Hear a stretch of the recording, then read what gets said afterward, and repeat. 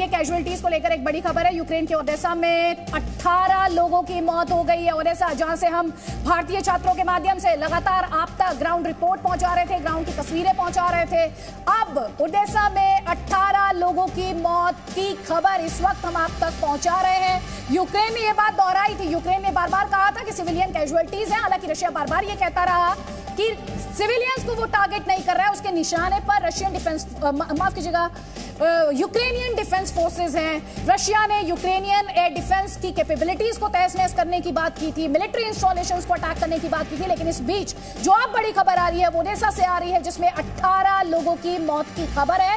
इसके अलावा यूक्रेन पहले भी ये कह चुका है कि उसके 40 सोल्जर्स जो हैं वो रूस के इस अटैक में, रूस के साथ इस लड़ाई में मारे गए हैं। बहुत बड़ी संख्या में कैजुअलिटीज हुई हैं। तो ये अपने आप में लगातार स्पाइरल आउट होता हुआ ये तनाव और ये टेंशन लगातार बढ़ते हुए। ब्रिगेडियर थापर, जल्दी से पहले आपका कमेंट, उसके बाद रविंद्र जी। नहीं, मैं नहीं समझता कि कोई वर्ल्ड वॉर होने वाला है। हाँ, और रशिया को भी पता है क्योंकि उसी हिसाब से उन्होंने अटैक किया है। ये जरूर होने वाला है कि थोड़ा वर्ल्ड ऑर्डर थोड़ा सा चेंज होगा। इसके बाद रशिया थोड़ा सा और उभर के आएगा चाइना की सपोर्ट के साथ, और अमेरिका। तो वो मैं डिप्लोमेट से छोड़ दूंगा कि कैसे आप देखते हैं न्यू वर्ल्ड ऑर्डर को या इसके बाद इफेक्ट इसके ऊपर। लेकिन वर्ल्ड वॉर 3 कहना नामुमकिन है।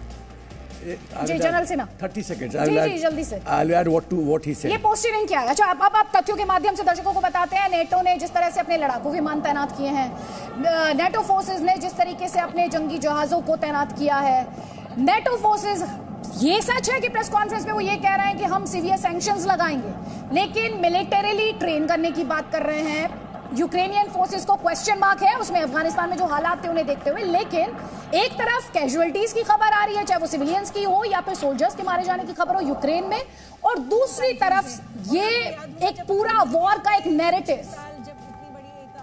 जनरल सिन्हा और रविंद्र सचदेव, मैं ये कहना चाहता हूँ आदित्य की जो थर्ड वर्ल्ड वॉर की जो बात की जा रही है, ये वर्ल्ड वॉर तो तब होता है ना जब पूरा विश्व दो खेमे में बढ़ जाता है, दोनों एक दूसरे के सामने होते हैं।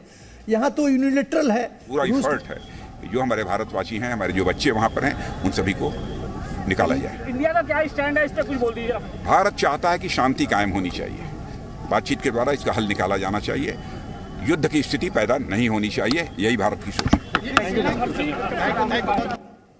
तो रक्षा मंत्री राजनाथ सिंह को आप सुन रहे थे, वो कह रहे हैं युद्ध की स्थिति पैदा नहीं होनी चाहिए, यही हमारी लगातार कोशिश है। अगर ये रिएक्शन हम एक बार फिर से अपने दर्शकों को सुना पाएं अब से बस थोड़ी देर बाद, तो भारत का इस पूरे मामले में क्या स्टैंड है, क्योंकि यूक्रेन के राजदूत जो हैं वो बार बार भारत से हस्तक्षेप की बात कर रहे हैं। प्रधानमंत्री मोदी और व्लादिमीर पुतिन के बीच जो केमिस्ट्री रही है उसके इस्तेमाल करने की बात कर रहे हैं। तो रक्षा मंत्री की तरफ से क्या कहा गया है वो अपने आप में सुनना बहुत इंटरेस्टिंग होगा। और लगातार ये जेड जो आप लेटर देख रहे हैं इन टैंक्स पर, जाहिर तौर पर ये बताने के लिए काफी रशियन फोर्सेस के टैंक्स हैं ये, और ये इस बात को स्टैब्लिश करने के लिए, इस बात को क्लैरिफाई करने के लिए कि ये रशियन फोर्सेस को बिलोंग करते हैं, रशियन फोर्सेस को बिलोंग करते हैं, इसलिए इस कैपिटल एडवाइजरी जारी की थी और साथ ही उनको बाहर निकालने की व्यवस्था सरकार ने कुछ की है। प्लेन्स वगैरह भेजे गए हैं, लेकिन वहाँ की ऐसी स्थिति है कि अब शायद जहाँ तक मुझे जानकारी है कि अभी प्लेन लैंड नहीं कर पा रहा है, लेकिन उसको लेकर सरकार चिंतित है। और जो भी इफर्ट संभव था हमारी सरकार ने किया है, और आगे भी जो इफर्ट्स होंगे अपने भारतवासियों को बचाने के लिए हम लोग करेंगे। नहीं, ऑलरेडी प्लेन वहाँ पर भेजी गई थी, कुछ बच्चे आए भी हैं, ऐसा नहीं है, कुछ बच्चे आए हैं, लेकिन एक प्लेन वहाँ गई, वहाँ पर शायद कुछ ऐसी स्थिति थी, हम प्लेन चाहते हुए भी वहाँ पर लैंड नहीं कर पाई। स्थिति विषम है, इसमें कहीं दो राय नहीं है, लेकिन फिर भी हमारी गवर्नमेंट का पूरा इफर्ट है कि जो हमारे भारतवासी हैं, हमारे जो बच्चे वहाँ पर हैं, उन सभी को निकाला जाए। इंडिया का क्या स्टैंड है, इस पर कुछ बोल दीजिए। भारत चाहता है कि शांति कायम होनी चाहिए, बातचीत के द्वारा इसका हल निकाला जाना चाहिए, युद्ध की स्थिति पैदा नहीं होनी चाहिए, यही भारत की सोच है।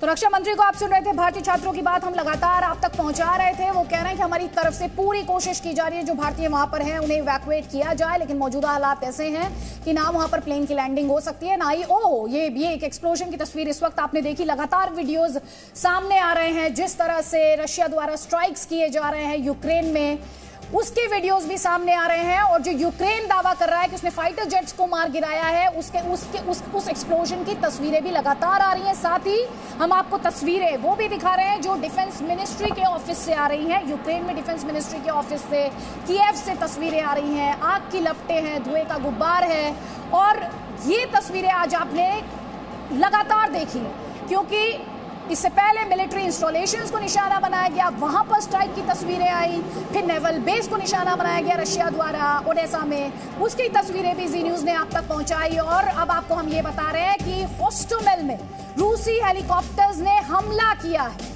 होस्टोमेल के अंतोनोव एयरपोर्ट पर रूस का हमला है। इस बात को समझना होगा, लगातार एयरपोर्ट्स को टारगेट कर रहा है रूस। जो एयरफोर्स डिफेंस सिस्टम है उसको टारगेट कर रहा है, जो डिफेंस कैपेबिलिटीज है, एयर डिफेंस कैपेबिलिटीज है यूक्रेन की, उनको टारगेट करने की बात लगातार रूस द्वारा की जा रही है। रूसी के तहत एक और हमले की खबर आप देख रहे हैं इस वक्त।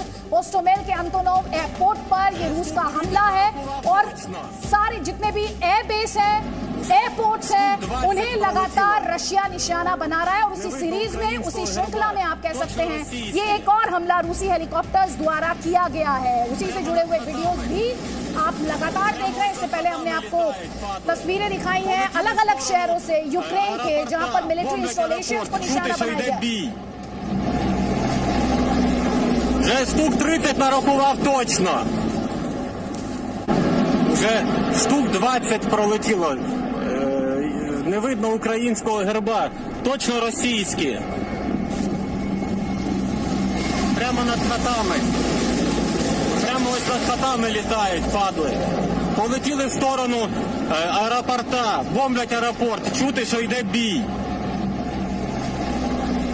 Вже штук 30 нарахував точно. तस्वीरें आप देखें, इनकी इंपॉर्टेंस को आप इस लिहाज से समझिए, इनकी अहमियत को इस लिहाज से समझिए कि यहाँ से कीव, जो कि पास सीट मानी जाती है यूक्रेन में, वो सिर्फ 15 मिनट की दूरी पर है। तो यानी स्ट्राइक्स कहाँ और कितनी क्लोज प्रॉक्सिमिटी में लॉन्च की जा रही हैं, इसका अंदाजा आप इन तस्वीरों में देखिए। एक तरफ आपको ये हेलीकॉप्टर्स दिखाई दे रहे हैं, तो दूसरी तरफ आप देख रहे हैं धुएं का गुब्बार भी। अगर आप थोड़ा पीछे जाएंगे तो धुएं का गुब्बार भी आपको इन तस्वीरों में साफ तौर पर दिखाई देगा। बहुत जल्दी से 20 सेकंड्स प्लीज। 3-4 bullet points. ये तो जैसे देखिए ना, पुतिन गए हैं हैमर के साथ, बूम, 1। Secondly 2-3 points. नेटो वाले कह रहे हैं कि हम अभी भी कैपेसिटी बिल्डिंग के लिए ट्रेनिंग और वेपन्स भेजेंगे। अरे कल को यूक्रेन के सारे एयरपोर्ट तबाह हो जाएंगे, आपके प्लेन कहां लैंड करेंगे अगर आप वेपन्स देना भी चाहो, 1। सेकेंडली बाय द वे, अभी जो ओडेसा में हो रहा है ना, ओडेसा से लेके दोनबास रीजन तक रशिया उस लैंड को करेगा कनेक्ट, ताकि वो पूरा लैंड उसको वो ओन करना चाहेगा और यूक्रेन को लैंड लॉक कर देगा ताकि यूक्रेन को ब्लैक सी का एक्सेस बंद हो। That's another one. तीसरी बात सैंक्शंस की। यस, ये सैंक्शंस लगाएंगे, चार काउंटर चार। क्योंकि इस वक्त जो तस्वीरें दिखा रहे हैं रविंद्र जी, जो तस्वीरें दिखा रहे हैं, अपने बहुत इंपॉर्टेंट पॉइंट हाईलाइट किया कि रशिया जो एक्सेस है यूक्रेन में नेटो फोर्सेस को, जब वो उसको ही डिस्ट्रॉय कर देगा तो फोर्सेस कहां पे लैंड करेंगे नेटो फोर्सेस? अमेरिका जिस मदद की बात कर रहा है, जो इक्विपमेंट सप्लाई करने की बात कर रहा है, जो वेपन सप्लाई करने की बात कर रहा है, जो मिलिट्री ट्रेन करने की बात की जा रही है, वो रिसोर्सेज पहुंचेंगे कैसे? ये सोची समझी रणनीति के तहत जो हम तस्वीरें यहां पर देख रहे हैं, इन तस्वीरों को सिर्फ देखिए नहीं, इनमें सिर्फ विध्वंस या विनाश नहीं है, इनमें दरअसल रशिया की एक वेल थॉट आउट स्ट्रेटेजी है। यस, पूरी है और दहशत है पूरी, और इस दहशत के जरिए वो एक ही स्ट्रोक में, हैमर में, यूक्रेन की विल तोड़ना चाहता है ताकि यूक्रेन के अंदर जो एग्जिस्टिंग सरकार या जो रूलिंग तंत्र हैं वो डिस्टेबलाइज हो जाएं, कयास हो, कोई और निकले और वो फिर लोग आगे कहें चलो हमें तो अब शांति चाहिए। एक सैंक्शंस का क्विक पॉइंट, यस, ये सिवियर सैंक्शंस लगाएंगे। अब पता है और कौन सी? स्विफ्ट, ओके, अब निकाल दिया, परंतु पुतिन के आसपास के ओलिगार्क्स की जो बिलियंस ऑफ डॉलर्स को ये जब्त कर लेंगे। पर पता है पुतिन ने उनसे क्या कहा होगा? भैया देखो, तुमने जो बिलियंस बनाए हैं ना, मेरे से बनवाए हैं, अब फादरलैंड का समय आ गया है, तुम्हारे बिलियंस जाते हैं, जाने दो, हमारे देश का सवाल है। तो चाहे ओलिगार्क्स के 20 बिलियन 10 बिलियन जाएं, इन्होंने कैलकुलेशन करी होगी भाई, तभी तो कदम बाय कदम चले जा रहे हैं। यहाँ पे जब ये तस्वीरें हैं जनरल सेना जब ये तस्वीरें हैं, तो एक सवाल मेरा है यहाँ पे कि यूक्रेन का एयर डिफेंस सिस्टम कहाँ है?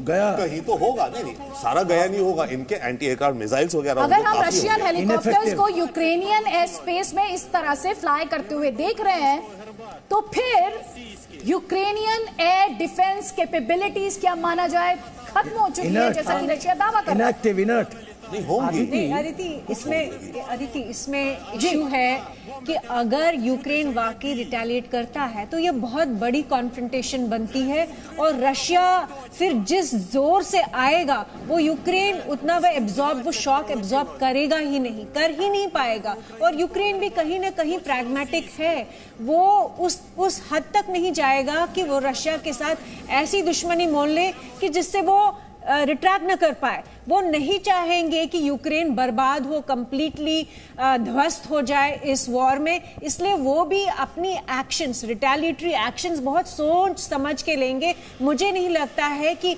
इस तरह का जो एक्सेलरेशन जो होता है उसके बाद न्यूक्लियर ऑप्शन आ जाए। तो मुझे लगता है कि वो नहीं चाहेंगे कि रशिया को प्रोवोक करे। इस वक्त जो तस्वीरें स्क्रीन पर दिखाई दे रही है, किस तरीके से डिस्ट्रक्शन है, वास्ट डिस्ट्रक्शन है, तबाही है, विध्वंस है, विनाश है।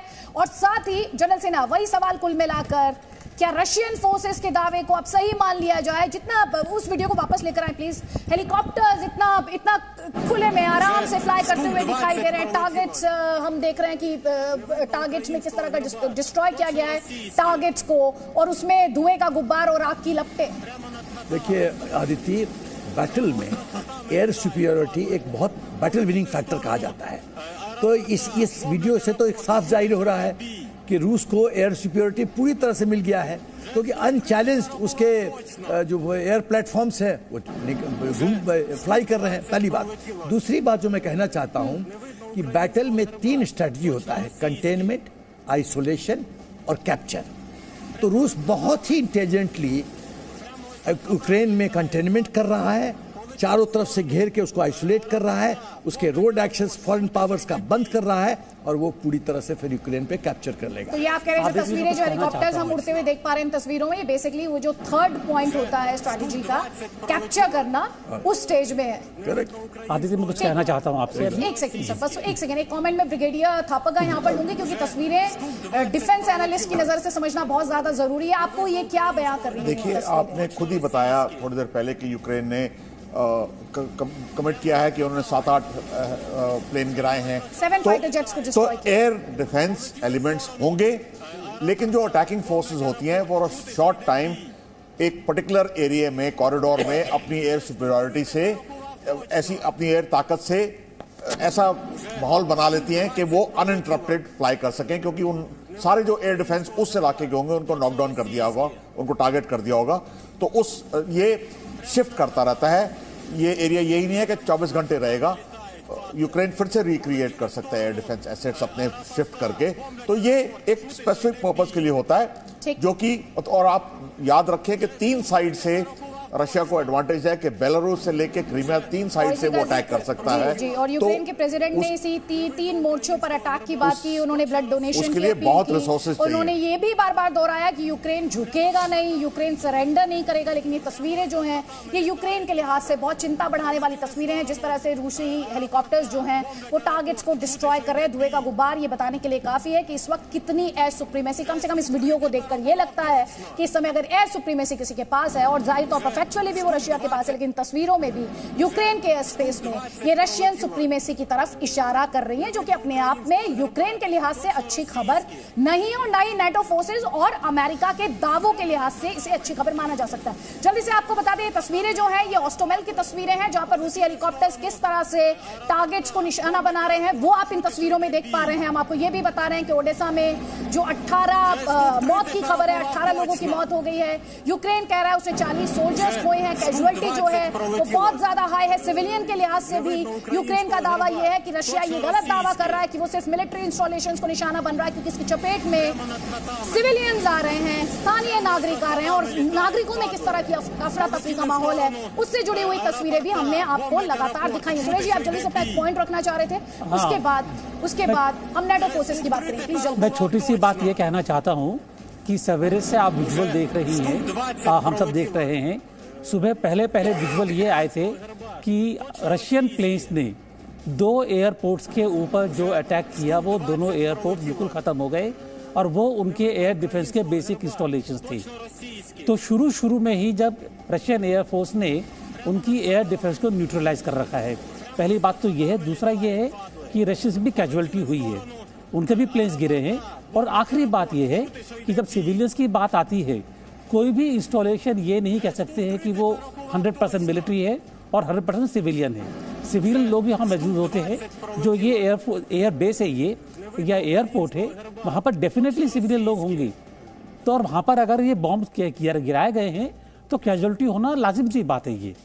तो ये जो सब कहा गया है, ये जब शुरू में धीरे धीरे सामने आएंगी बातें ये, लेकिन प्योरली कहना कि मिलिट्री है, सिविल है, वो सब एक बेमानी सी बात है, वो हो नहीं सकता। हम भूल रहे हैं और ये जो तस्वीर ये है, एक पार्ट था रशिया का थोड़े साल पहले, और 1/4 अभी भी रशियंस हैं, तो उनको सब पता है क्या कहाँ है। ये लेटेस्ट मैं इसके ऊपर बाद में आऊंगा। जनरल सिन्हा, ये जो तस्वीरें हैं, आप जरा इन तस्वीरों को हमारे दर्शकों के लिए डिस्क्राइब कीजिए। ये हेलीकॉप्टर जो डैमेज हुआ है, क्या ये वही हेलीकॉप्टर है जिसका दावा यूक्रेन द्वारा किया जा रहा है कि उसे रशिया के 7 फाइटर जेट्स और 2 हेलीकॉप्टर्स को गिराया है? एकदम मुझे यही लगता है कि वो फ्लीट का वही हिस्सा है जिसको यूक्रेन के एयर डिफेंस सिस्टम ने डिस्ट्रॉय किया होगा। तो मैं ये कहना चाहता हूँ कि जो फाइटर जेट नॉर्मली या जो हेलीकॉप्टर्स हैं, वो एक ऐसा उन पे सिस्टम होता है जिसमें रडार्स का और अर्ली वार्निंग सिस्टम को मिल जाता है कि इस रास्ते पे खतरा है, एयर डिफेंस से अटैक आ सकता है। तो वो अपना रूट इस तरह से बदलते हैं कि उनको मूव आउट में कोई कष्ट नहीं हो। इसीलिए वो आसानी से अपने टारगेट अपना काम करके निकल जाते हैं, वापस आ जाते हैं। लेकिन यदि कोई चूक होती है और यदि वो एयर डिफेंस के वेपन सिस्टम के रेंज में आते हैं, तो नतीजा यही होगा कि जो है उसको एयर प्लेटफॉर्म को डिस्ट्रॉय कर दिया जाता है, जैसे ये सामने नजर आ रहा है। Can we have both the pictures together please? एक तरफ ये हेलीकॉप्टर की तस्वीर है और दूसरी तरफ जो थोड़ी देर पहले रशियन हेलीकॉप्टर्स की तस्वीर थी, टारगेट्स को डिस्ट्रॉय करते हुए, और ये दावा किया जा रहा है उस तस्वीर में मी-8 हेलीकॉप्टर्स हैं, उसमें मी-8 हेलीकॉप्टर्स इन्वॉल्व हैं। जनरल सिन्हा, ये कहा जा रहा है जो टारगेट्स को डिस्ट्रॉय कर रहे हैं और कंट्रोल हासिल कर रहे हैं, वो जो आप कैप्चर वर्ड का इस्तेमाल कर रहे थे, रशिया तेजी से वो कंट्रोल सीज कर रहा है। एकदम कर रहा है। जिस तीव्र गति से रशिया मूव कर रहा है और सैंक्शन की चिंता किए बिना और बहुत ही तेजी से आगे बढ़ रहा है, ये बहुत ही चौंकाने वाली बात है। और इसमें पुतिन जी की जो इच्छा शक्ति है वो दर्शाती है कि वो बहुत मेंटली बहुत क्लियर है कि उनको क्या करना है। Presenting B News app available on Google Play and App Store. Download it now.